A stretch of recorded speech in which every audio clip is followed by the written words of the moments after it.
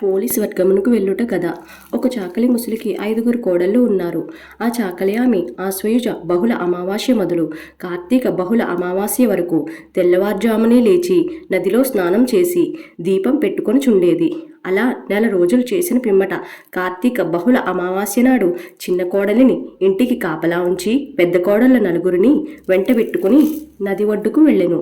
ఆ చిన్న కోడలు చల్ల చేసిన కవ్వమునకు అంటియున్న వెన్న తీసి ప్రతి చెట్టు కింద వాలిన ప్రత్తితో ఒత్తు చేసి ప్రమిదలా పెట్టుకుని నూతి దగ్గర స్నానం చేసి జ్యోతిని వెలిగించుకుంది. కానీ తన అత్తగారు వచ్చి తిడుతుంది అనే భయంతో ఆ దీపం మీద చాకలి బాణను మూతపెట్టెను. దేవతలు తన భక్తికి మెచ్చి పుష్పక విమానం పంపి దానిని బొందుతో స్వర్గమునకు రప్పించుచుండిరి.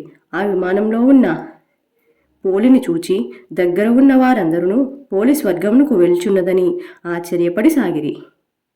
పోలి ఎక్కిన విమానము వారి నెత్తిమీద నుండి పోవచుండెను. వారు వెంటనే పోలి కాళ్ళు పట్టుకుని స్వర్గమునకు పోవచుండిరి. అది చూచి విష్ణుదూతలు, ఈ పోలి అధిక శక్తితో జ్యోతిని వెలిగించినది కావున స్వర్గమునకు వచ్చుచున్నది. కానీ మీకు స్వర్గమునకు వచ్చు అదృష్టం లేదు, పొండి అని త్రోసివేసి పోలిని బొందుతో స్వర్గమునకు తీసుకుని పోయిరి.